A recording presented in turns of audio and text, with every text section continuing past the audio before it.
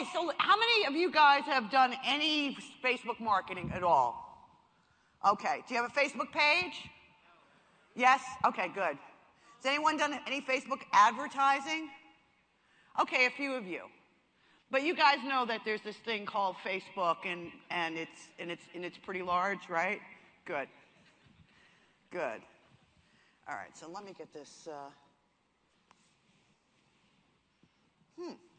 My screen doesn't seem to turn on. That is not good. Oh, wait a minute. Here we go. There we go. Can you guys see the presentation? All right. I can see it here. So can somebody in AV? Ah, there we go. All right, good. So I'm going to talk Facebook, and I'm going to talk strategy, and I always call it for fun and profit because it's fun, and if you do it right, you'll profit too. So I'm going to tell you a little bit about me. Is that okay? Yeah. All right, so okay, I was born a poor child in the South. No, that's not true. But I actually started out as a guitar player in punk bands, and that was my love. I played CBGBs and the Mud Club in the late 70s, early 80s, and I discovered something very important about myself. This is the thing: I don't starve well. I just don't.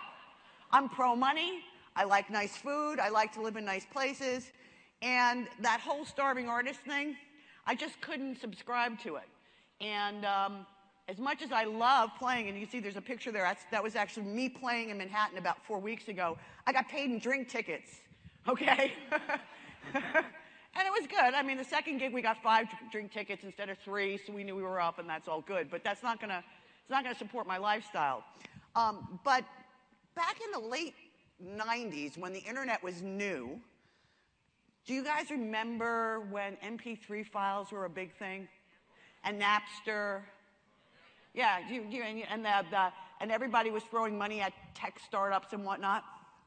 Well, I had one of those, and it was a company called PC DJ. It was actually the first dual MP3 player for DJs.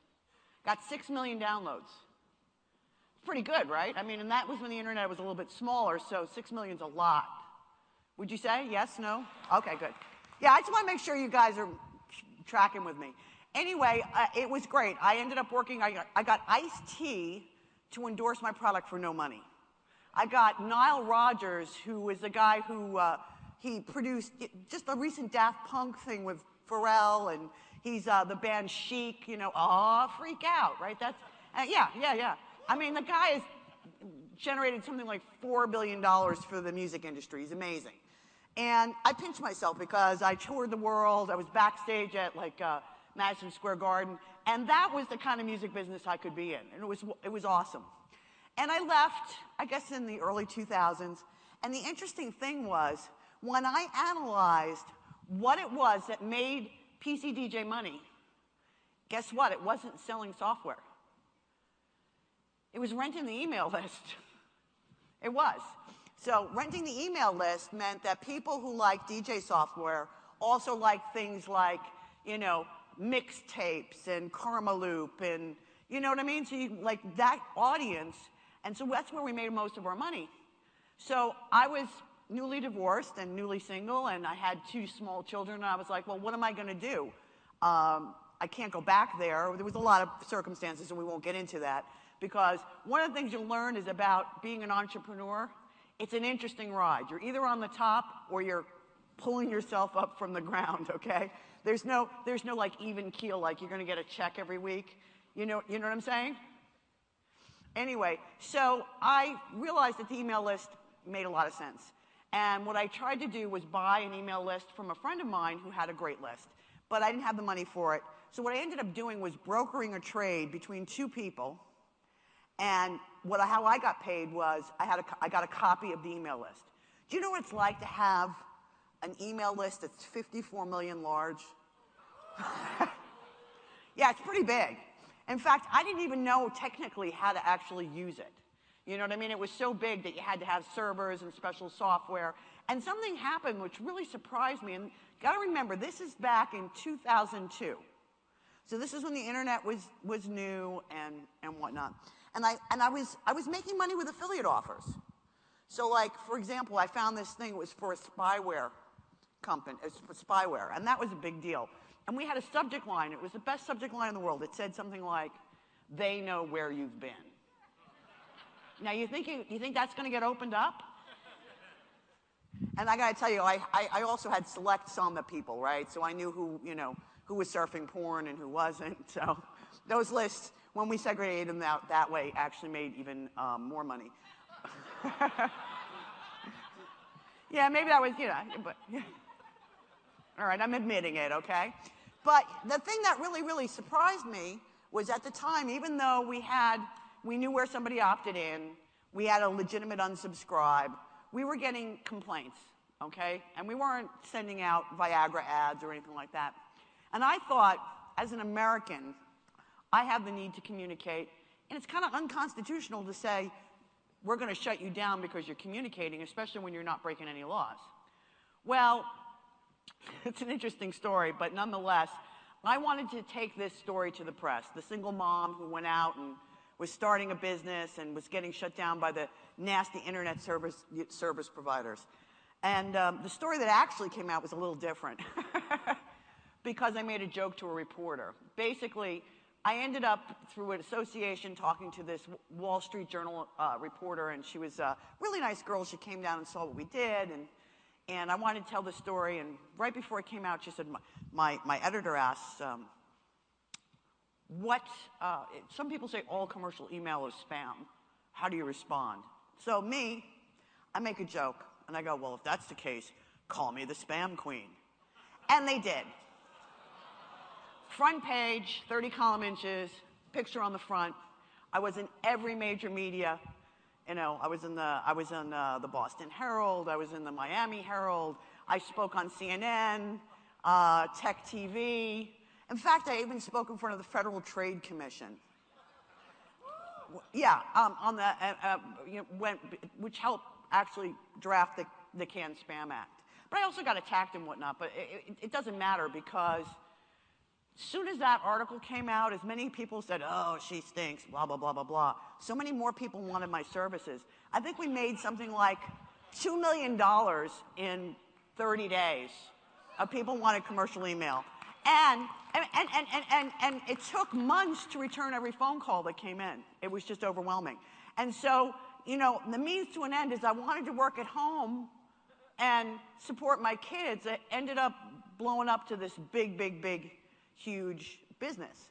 And once we started working with people, we found, oh, you know, they needed help with their offers. They needed help with their landing pages and whatnot. And as time went on with blocking and filtering with email, these big lists didn't work anymore. So we went ahead and became certified for Google for AdWords, right? You know, those little contextual ads and whatnot. In fact, one of the first 100 companies in the world to be certified by Google. And that was great. And cheap clicks were around. And there you know. Wasn't always the case. And the reason why I'm giving you all this background is because a lot of people start getting stuck in, you must do this, or you must do this, or you must do this. And what I'm going to tell you, which is true, is that you shouldn't put all your eggs in one marketing basket. Okay? You just shouldn't. And in addition to that, back in 2008, and I took that company public, and I wasn't happy being a public company because, I don't know, I mean, it just, you know, dealing with investors and whatnot, that's just not my thing. I'm kind of a musician, kind of funky artist type, unemployable because I do things when I want them, not when I have to do them. And I think that's part of the definition of being an entrepreneur, don't you think? Now, here's the thing. I want you guys to get, because I watched what Mike is telling you guys, and one of the things he's told you that I think is so important, which is take action. Okay? It doesn't matter if the action's wrong. Because if it's wrong, you've just eliminated something that you shouldn't do. But you never get anywhere unless you start taking steps. And everything I've done is successful. Some of the stuff I've done is wildly successful. Some of the stuff I've done is scary bad. Okay? I don't talk about scary bad because you want to hear the successful stuff. But you know, I mean, as an entrepreneur, we have ideas. We think these things are good, and you know, and sometimes they are, and sometimes they're not. But here's the thing, is each and every one of you guys has an innate ability to survive well, okay? And you have goals, right? Do you guys have dreams? All right, yeah, okay. So you can have your dreams, and I'll tell you something, part of the enjoyment of all of this is actually getting to the dream, the ride, enjoying that ride, the bumps, the good, the bad, the uglies, you know what I mean? And when, you know what it's like, you ever play a game and it was really, really hard, and then all of a sudden you won? You know that feeling? You know, yeah, do you guys remember that? You're like, yes! It's amazing. Now, before then, it might have been very stressful, but that's the game. That's the ride, and you got to enjoy that, okay? So I'm going to tell you a very horrible thing that happened to me in 2008. I took this public company of mine and shut it down and started my new company, Yada Yada Marketing. And you know, when you're in startup, you've got a list of stuff to do, right? You got to generate leads, you got to make some money, you got to have office space, you got to have, you know, the legal in, you got to have your employer ID number, blah, blah, blah, right? One of the things on my list was to buy health insurance. Just didn't get to it. Didn't think about it because I was working so hard. I woke up one day and I dropped like boom. And I ended up in the hospital, needing 6 surgeries, no health insurance. So I went from having a public company being worth $13 million at one point to being $400,000 in debt. Now, that sucks, okay? Not only does it suck, I felt lousy, okay? And I had kids, and you get what I'm saying? And I'm not saying this to like, look at me, I'm like a cool chick. I'm just telling you that not everybody is successful every day of their lives.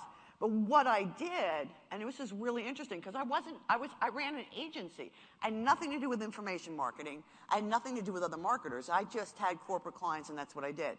While I was convalescing, one of the things I was doing is I couldn't pay for traffic like I used to, so I was looking for other ways of generating income. And, you know, maybe I had 10,000 on my list, which is a fair amount. And if you guys, anyone says that the money isn't in the list, they're lying to you. The money is in the list.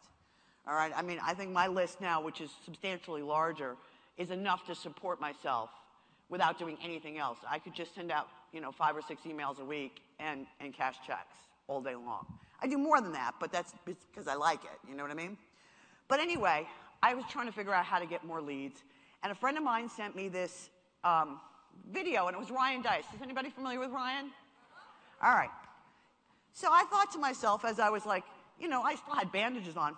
Smart kid, I'd love to know him. Not thinking anything beyond that, and I ended up on his email list. And about 6 months later, he released a course on social media marketing. And I had no money, and I was still pretty sick. And there were 3 choices, like you could buy the course, you could buy the course with group coaching, and then you could buy the course with some group coaching and 2 personal consults with Perry Belcher, who, by the way, is one of the best copywriters on the planet. And I thought, you know, I wasn't looking for strategy. I just thought if I talked to Perry Belcher, I'd get a new client and I could make some money. So I went ahead and signed up for like the 6 or 8 pay because it was just expensive as shit. Pardon my New York accent, but it was like, and I told my husband, I was like, oh, by the way, I just spent the food money on a course for some guy you have no idea who he is. And he's like, are you kidding me? I'm like, no, it's going to ROI. It's going to ROI. I promise you it's going to ROI. And he looked at me like I was crazy. But you know what? It did ROI. And I'll tell you why. Because when I did have my consult with Perry, he had some reputation issue that he needed to handle, and I gave him some data. And the next thing you know, he flew me down to Austin, and I met Ryan, and I'm sitting there, and I'm playing foosball with Ryan Deiss, okay? Like, how weird is this, okay? I'm playing foosball on a Memorial Day weekend with Ryan Deiss, and he's like, well, what are you doing? And I explained to him, at that time I was into SEO, I explained to him my SEO strategy, and all of a sudden, about 8 weeks later, there's a course that comes out called Perpetual Traffic Formula, and he's in front of the whiteboard doing exactly what I showed him. And I was like, wow, okay. So I'm like, hey, Ryan, no, you know, no big deal, but isn't that like kind of similar to what I showed you a few weeks ago? And he's like, no, it's all your stuff. And he ended up hiring me not only to do all the pay-per-click, but to do all the training. And then I ended up speaking at their Traffic and Conversion Summit, and I talked about mobile marketing because I saw that as the next thing happening. And before you know it, I have an info product out with Ryan Deiss called Mobile Local Fusion. Sells 30,000 copies. How crazy is that? How crazy is that? Right? I mean, and that just launched it. So I did the mobile and the local stuff, and then I ended up getting clients like Frank Kern. Like, how crazy is that? I have Frank Kern as a client, you know? And it was all because of my traffic methodologies and strategy, and the fact that I just didn't care. I was like, I can do this, you know? I'm as smart as everybody else. You know, even if I wasn't, I would say, yeah, I could do that. Then I'd figure out how to do it, you know? So I'm just telling you this story not to make myself look great. It's just so that I want you to know that we've all been up and down, and it's just a matter of taking that next step. Can you all do that? Oh, come on, really? Can you all do that? Okay, good. All right. Awesome. So why Facebook? Well, Facebook is where all your prospects are hanging out, okay? It's the highest trafficked site in the whole world. And you know what? People actually go ahead and hang there, right? How many times a day are you on Facebook? 1 time a day? Raise your hand. 2 times a day? Okay. Twice a week. Okay. All day? All day? Okay. You got to see that little picture of the cat in the feed, you know, where the cat with the guns going like that, right? But here's the thing. That is where all the people that you want to market to are hanging out. Okay? And here's the real big thing. It's Facebook is partnered with big data. Do you guys know what big data is? All right, let me tell you something. You know, you've heard about privacy issues with Facebook, right? All right, so a couple of years ago, Facebook came out and they allowed you to put the like button. You know, you could like on your websites, right? Well, what did that do? It allowed Facebook to actually know what you were doing. Knew what you liked, what sites you went to, right? You're always logged into Facebook. They always know where you are. Google does too, but Facebook's more insidious because they also have other data about you because they also see what you like on Facebook. And they partner with these big data aggregators. And it's very funny because the government can't get all this data, but they can, right? All right, so they know if you're likely to buy a car or not. Do you realize that? Facebook knows if you're likely to buy a car. Facebook knows how much money you make. It knows what pages you like. And it knows if you buy shit online or not. Do you know how important that is? Do you know what a list or just going ahead and marketing to people who bought, how important that is? Because it's great to get people on your list, but if they don't buy, it doesn't help. So wouldn't it be great to have a list of people who buy? Yeah. Yeah, it's crazy good. It's crazy good for marketers on an individual basis. I have some, you know, I don't know. I mean, the cat's out of the bag, so I'm just going to take advantage of it as a marketer, you know what I mean? But the truth of the matter is, you know, law enforcement actually doesn't do much investigation anymore because most people who are doing criminal things are smart enough to take pictures and selfies and put it on Facebook under their real name.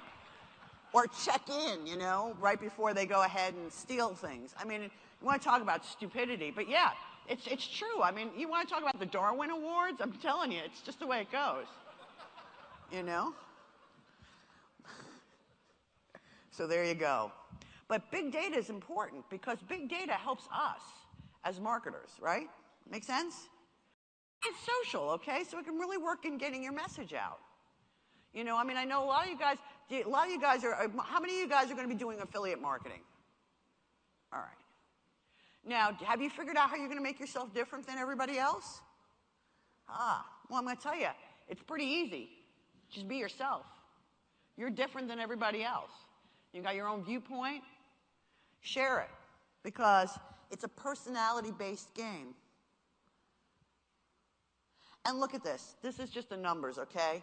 Facebook, just last year, I think it was $6 billion in advertising. Google, of course, is the big guy in the game. But Google, you know, it's very possible that they don't have to, you know, win the game. And the price for Google traffic is quite expensive. And there's something called Google compliance. Anybody hear of the Google slap? Yeah. Well, that's when Google says, we don't like you and we won't let you advertise. See, Facebook's a lot easier and it's a lot cheaper. But it's your voice. And we're talking about personality-based marketing because each and every one of you will find similar affiliate offers, right? Or you might build your own. Why will I buy from you and not buy from you? Because I like you. I like what you have to say. You give me pictures of cute cats and I like cats, or whatever it is, or you're a conservative and I'm a conservative, or, you know, we both like Ellen. I don't know. But the thing is that the thing that's going to make it different is your method of communicating. And, you know, everybody gets, oh my God, but I can't write. If you have a personality, you can write. It's pretty simple. All right? I mean, if you can have a sentence, if you showed up here, you can order off a menu, you can write. You know what I mean? So, I mean, a lot of people go, oh, it's so hard. It's not that hard. You just kind of say what's on your mind. It doesn't have to be perfect.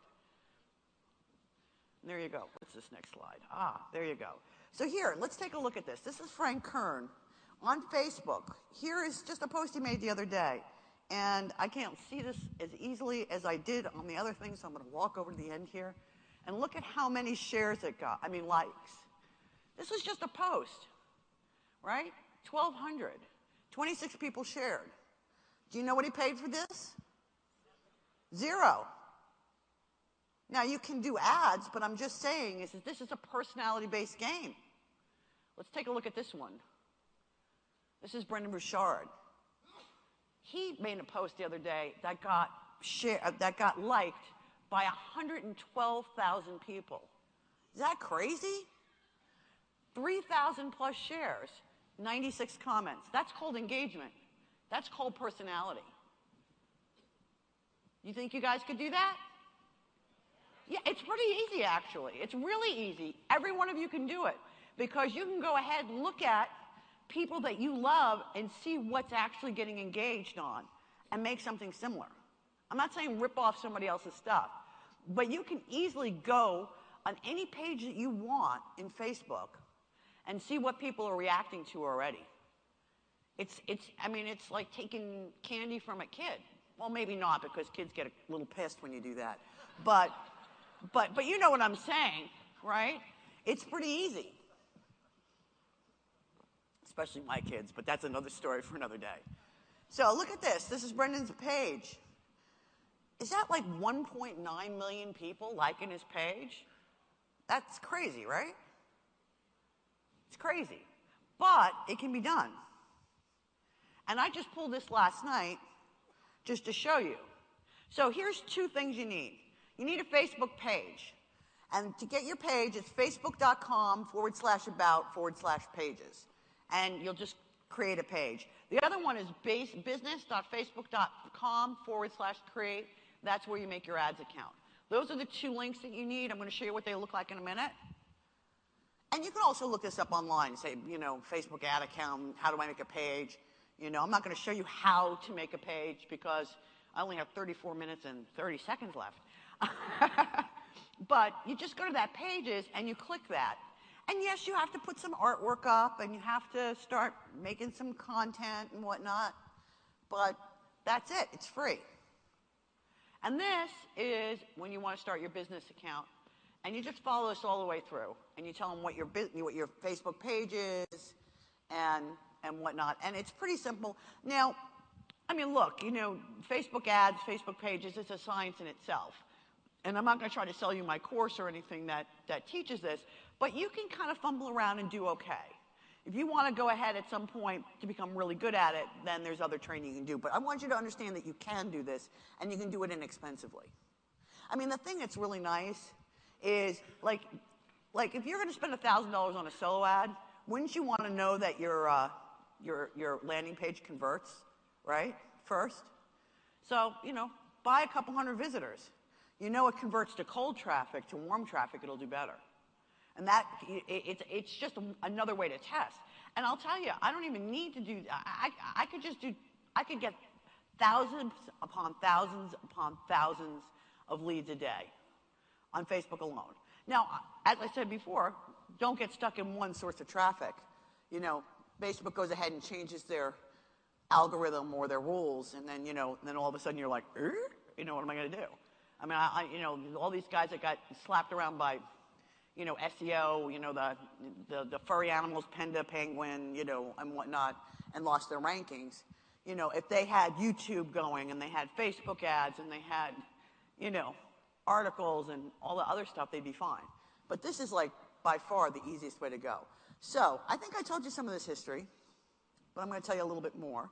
Back in the the late 90s, it was the internet boom, right? Do you remember everybody was becoming internet millionaires? Remember Pets.com, the little sock puppet guy? Remember AOL? Yeah. But back in the early days, you had, everybody thought these banners were the way to go, right? But people got banner blindness. They stopped seeing them, right? And then there was the email list, which I told you about in the early 2000s, how that went. And then, all of a sudden, Google started selling paid search, right? The little contextual ads. And here's the thing. The difference between search and social, or search and solo ads, et cetera, and so on, is this. So I have a problem right now, and I need to figure out why my software doesn't work. So I'm going to go to Google, and I'm going to type in how to fix Windows 7, right? Because I need to know it right now. So if I was going to go ahead and put an ad there because I have a software, or I have a solution that will fix Windows 7 right now, and I buy an ad, that person is in distress right this moment, and they want that information immediately. They want to know now. They don't want to know in 10 minutes. They want that answer now. That is taking existing intent and channeling it. And it's a highly qualified lead, because that person is asking that question right now. But when you go to social, pardon me? Oh, this is an echoey room. I heard my own echo, and I was like, I cut my own communication. How weird is that? Okay, I interrupted myself. Wow. How often does that happen? Anyway, but here's the thing. On social, you know stuff about this guy, right? You know that he might have a Windows problem. He maybe fixed it. Maybe I want to sell him a Mac because Macs, don't mess up as much as Windows. Whatever it is. So I have to interrupt him, all right, because I know stuff about him, and I have to present it in front of him. So it's a little bit more of a disruption type marketing. So you're not going to get quite the same engagement as somebody who is, wants that information right now. But maybe he didn't go back to Google and he didn't solve his problem yet, right? I can't, with Google, I can't go ahead and market to him on a continual basis unless he's been to my website and I'm stalking him, and I'll talk about that later. But with social, I know a lot of stuff about him, and I know things that he likes and whatnot, and then I can serve up my ads. But, I mean, look, we all talk about direct response marketing, right? We're not talking about branding, okay? I always go like this with branding, because that's it's so nebulous and it's such BS. I mean, they say people saw your message. Yeah, did they do anything? Does it matter if they don't do anything? You know what I mean? So, but it's social. So you can't just go, hey, buy my, insert whatever. You got to really have that conversation, right? And social is great because you can start proving your case and becoming recognizable to your potential public, by sharing really cool stuff. Did you know that you could upload all your emails to Facebook and just market to the people who already know you? Yeah, now, look, I know that you're being taught email marketing, but if you think that every email you're going to send out, that 100% of them are going to open up, it's just not happening. If you do a really good job, you'll get 30 out of 100 people to open up your email. What about the other 70? You kind of lost them, right? Not anymore, because with Facebook, I can upload their email addresses, and Facebook will match them to their identity. They don't open up my email, that's fine. They're going to see my ad, and that's cool, right? And one of the things you want to do is when you're developing a relationship, and this is a relationship game, like any other relationship you have, the more times that you stay in touch, and the more information, and the more credibility, and the more you give them, the more you're going to do. So maybe it's just a blog post about something really cool. And then maybe there's a little offer on the bottom or something. Maybe that's it, right? Does that make sense? You can go out and build a list by, it's very funny. I show this list building thing in my course, but basically, I took a niche that I know nothing about, which is the paleo diet. And I built a page, and I got like 2,000 likes for like 100 and something bucks. And I went out and bought something. Does anybody know what PLR is? Yeah. I went ahead and got a PLR ebook on the paleo diet. I didn't like the picture in it, so I changed the picture. I re-PDF'd it. It took me, 20 minutes. So what I did then was I took a lead page, and I said, free paleo ebook. Put your email in here. I got 245 people to download that book, and I built this little list that I'm not going to do anything with because I don't really care about the paleo diet. I just did it to show that it could be done. And I was getting people to opt in for like $1. That doesn't suck. Because you got to look at this. What's your ROI? So what do you plan to make per month per user? You could say on the low end 25 cents, on the high end $1, depending on how good you do. If you have your own product, it'll be higher. If you've got good payouts or whatever, it'll be a little lower. But you can start doing the math on that. So that $245 that I spent for that 245 people, if I did my job right, would cost me nothing by the end of month 3, probably, unless I did something else. But I just did it to show that, I'm going to do this in something I know nothing about, and it's not that unique, right? So, as I said, and God, I really went from A to Z to B here. But anyway, you can use Facebook to continue your email marketing efforts. Did you know that you can just market to buyers only? That's pretty cool. You know that you can build a fan base and just market to those guys. And here's the really cool thing. Something called a lookalike audience. Facebook has been following you everywhere. So if you can say to Facebook, hey, I got this group of 1,000 guys that are really good and they've all bought from me. Can you give me a list of more of them? And they'll look at everything and they'll have all the traits they have in common, and they'll give you like a list of 2 million people that look alike just like the people you already have. Do you get that? That's really that's a bomb I just dropped on you. All right? Yeah, I'm just saying, did you know that you can have your people that you don't, that are just like the ones you want? Facebook will give you more of them. That's amazing. Right? And the one other thing I want you to realize is, did you realize that mobile is the #1 way people are accessing the internet right now? Yeah. Here's the thing, m-commerce, buying on mobile. It just got a lot better with the new iPhone 6. Did you see what they did? Did anyone hear about what Apple did? All right, well, let me tell you. Apple was smart, okay? They have this thing called the NFC chip, which is kind of like a location-based thing, and they've always been Androids, but I don't know, Google did nothing with it. They have this thing here, okay? This is an iPhone 6 Plus. This is everything is with my fingerprint, right? And they've got this thing called Passbook. And basically, we now have Apple payments. Apple's made a deal with Authorize.net, MasterCard, Visa, whatnot like that. The problem with mobile payments is, do you know what it's like? I don't know about you, but I'm 53.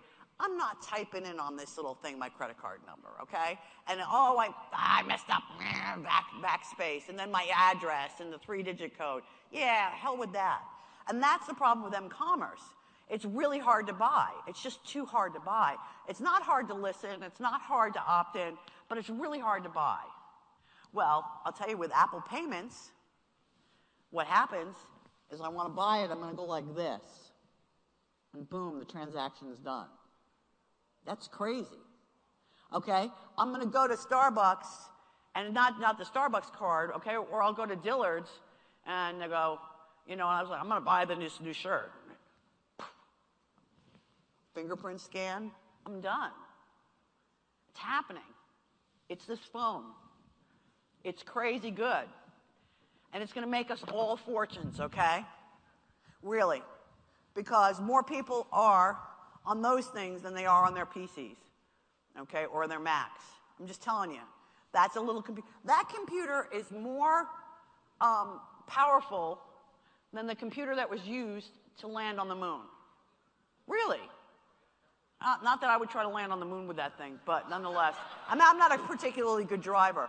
But nonetheless, I mean, just get, with the technology that exists now, how great it is for all of us. And you guys are so lucky because guys like Anik, guys like me, we went through that learning curve, right? And we bumped and we did this and we said, this works and this doesn't work. You're coming in at the perfect time because this technology levels the playing field. You're as important as GM.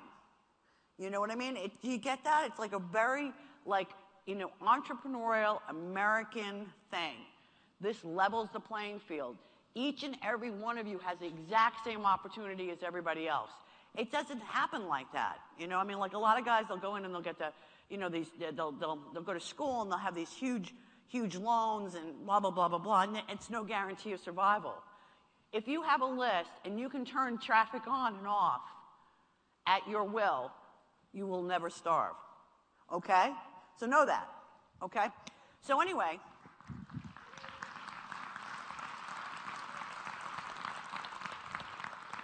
you need to know your audience, though. Like, who are you marketing to?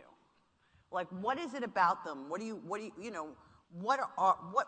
they have in common? And one of the ways you can do this is on Facebook, we have this very interesting thing called Audience Insights.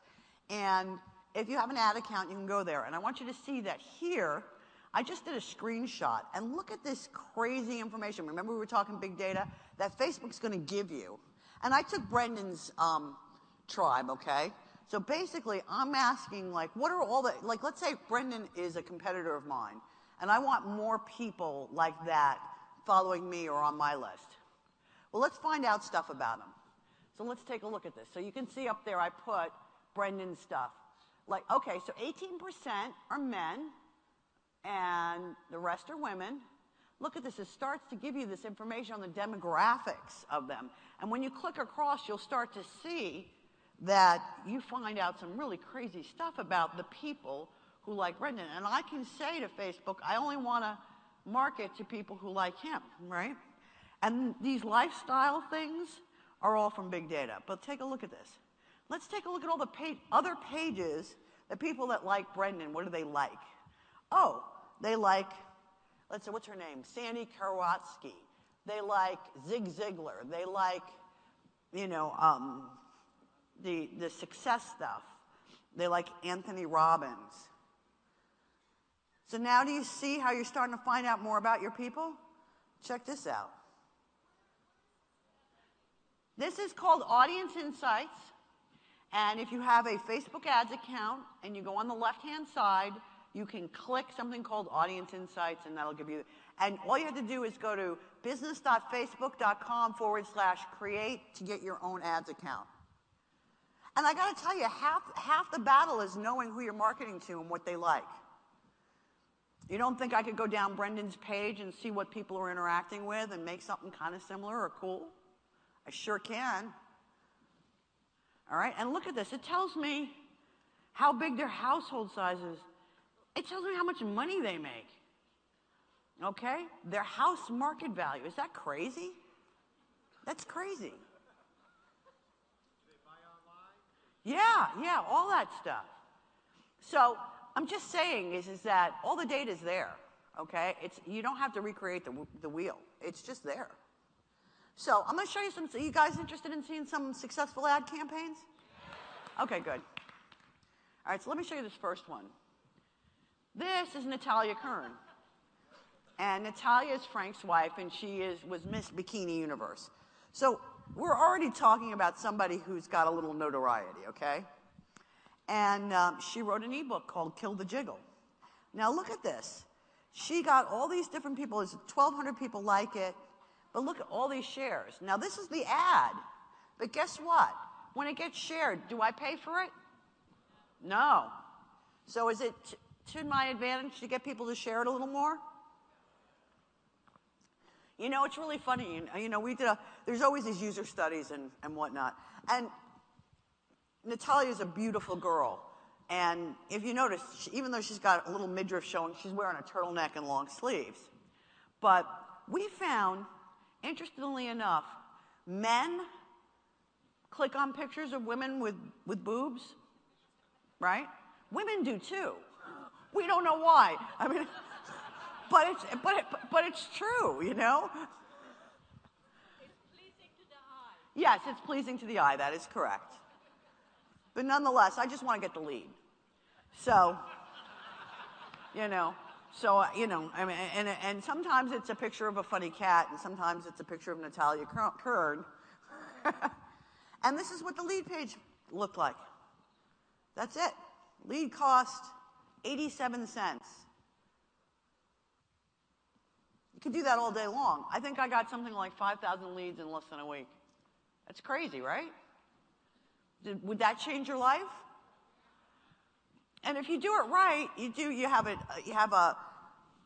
when you start doing your own thing, you know, you have your page, and you get your opt-in, and then you have, you know, maybe a low-cost offer to kind of help liquidate the cost of that, and then other things, and then you keep the conversation going. So that's one, and that's in health and fitness. This is one I did for Frank. We were getting leads for $1.53 for his coaching program. And it's just simple, just personality-based stuff. This is not rocket science. It was for a free PDF. And yes, he's got a lot of, you know, look, if you're not famous or famous in this space, it's going to cost you a little more. It's just going to, until people know who you are. Once they know who you are, then it kind of flips. Does that make sense? Yes? No? Okay, good. Good. The other thing is did you guys, when you're going down your Facebook news feed, you know, and the videos start moving? You know what I'm talking about? Does it drive you batshit? I know it does for me. You can turn it off, although they don't tell you very easily how to do it. But if you're an advertiser, oh man, that's the greatest thing to do. I did with, you guys familiar with my Traffic Genesis, Mike Filsaime, Andy Jenkins thing? Yeah. Well, okay, so I'm out in California, and Andy's trying to position this so that, like, his audience and Mike's audience know them. They don't know me. Maybe they've heard of me, but they don't know me. So they're like, okay, so how do we go ahead and position you in a way that will make people know that we listen to you? So he had me go over to the studio, and we did a whole bunch of video, and then he had me slap him. And I had a really hard time with it. I was like, look, you know, I did counseling as a kid because I used to be really angry. I can't do this anymore. And he's like, hit me. And I was like, oh, all right, now harder. Okay. Anyway, so I did this thing where I hit him, and they recorded it, and we made it a loop of it where I'm going, hey, boom, and hitting him, and it's a loop. Well, you know what? Seeing me at 4'11" with Andy, who's 6 foot something, me slapping across the face, and there's no words on it. It's just the visual of me slapping. It got a lot of clicks, I'm telling you. It really did. And that was the point, because really, I mean, like when you look, the point of a subject line is to get somebody to open the email, right? The point of the email is to get them to click on the ad. The point of the landing page is to get them to do some, you know, give them the email address, right? Each one of these things is a micro commitment. Well, in this case, I want them to click, right? And how they're going to click? They're going to click because they see something visually that kind of doesn't make sense. I had another one I did for Mike and Andy for their webinar jam, where I had Mike and Andy, like where Mike went over to Andy and choked him. I don't know why Andy's always the guy who seems to get abused, but that's another story for another day. But nonetheless, that stuff gets engagement, right? That stuff is interesting. So these newsfeed ads are the bomb. In fact, 6 cents a view, almost a 6% click-through rate. That's crazy. That's a view, not a click. But yeah. I mean, and that was about fishing. I mean, I don't know about you, but fishing is so not my thing. I'm a city girl, okay? Ugh. You know, I mean, yeah, I live on a lake now and whatnot, but I'm not a fisher person. But nonetheless, because, you know, anyway, but I don't know many women who are. But you can't argue with 6 cent views and that kind of a, you know, click-through rate. And then now, they have these really, really cool, did you ever see those call to actions? Yeah, it's learn more, buy this, even at the end of videos now. And these are all in the news feed. You can do them on the right-hand side. The ones on the right-hand side get less engagement because people don't see them quite as much, but they get, you know, you test them out, and then you have them on mobile. And then here's something I found to be the bomb, is meme-based ads. Now, meme meaning like, this is like a positive quote by Tony Robbins, right? But the point of this particular ad is to get somebody to do a survey and find out their biggest success barrier. What happens is people like the ad, they share the ad, and they don't get pissed that it's in the news feed. Because I also tried this. Did you ever see, or did any of you guys ever do any advertising where you did a direct response campaign and got something in the news feed like, what the hell are you doing on my news feed? You know, get off my news feed. And my first reaction to that is, well, how do you think this free social network that's now running your life comes from? You know what I mean? It's advertising driven. So I with this particular one, I was having that issue, and when I started to see what people were reacting to, it was memes. It was just memes. So we took this meme and got a lead cost of $1, which is great. I mean, look, if you get a lead cost of $5, it's great. It depends on your niche. And I've also been doing this a long time, so, you know, I'll tend to get it a little bit less than most. But even if it doesn't, even if you paid $2 for this lead, who cares? Because that person that's on my list, now I'm going to be making more than $1 or $2 with them over the next couple months, right? And every one of these things is a micro commitment. Every time you say yes, every time you click, that's a micro commitment. You want people saying yes. We want people agreeing. Does that make sense? Good, that's a micro commitment. But you see what I'm saying? It makes them involved. And it starts that conversation. And that's how you do personality-based marketing. Make sense? Good. All right. Now this is the bomb. It's called retargeting. Anyone ever hear what retargeting is? Yep. Okay. I call it digital stalking. And it is to a certain degree. I don't know about you, but I'm a shopper, okay? I mean, like, I consider shopping a sport. Ask my husband.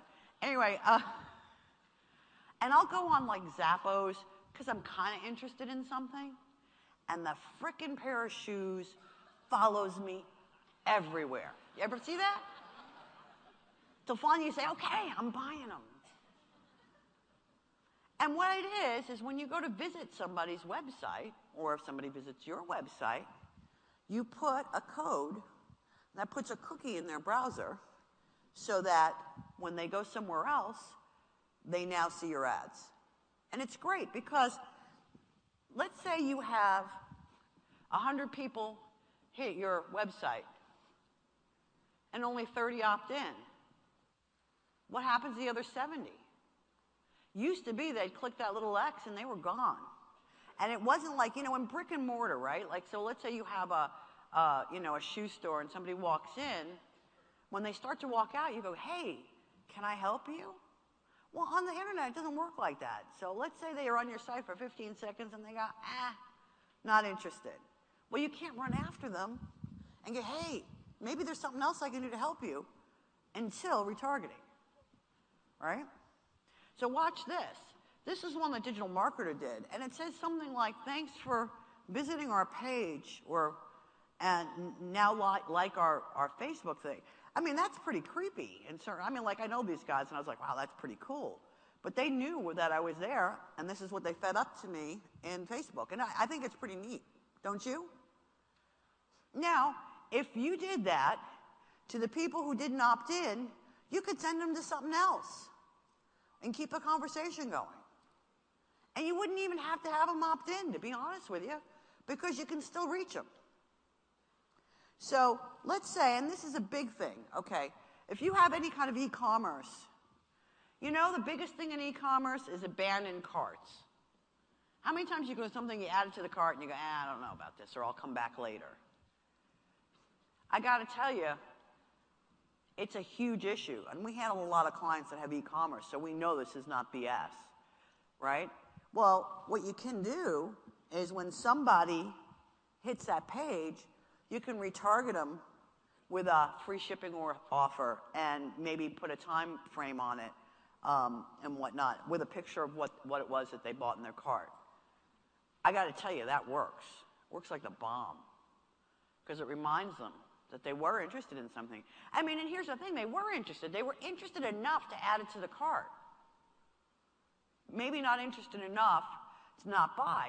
And you know what? If you find that you have a lot of people adding to your cart and they're not buying, could be a lot of reasons. Maybe your site isn't secure. Maybe there's something wrong with your cert. Maybe you make it too freaking hard to buy. You know, where you have to fill out this and go to the next page and blah, blah, blah, blah, blah. And any of you guys abandon a cart because it was just too freaking hard to buy? Yeah. Well, how stupid is that as marketers? You know what I'm saying? So this is how you can save that kind of stuff.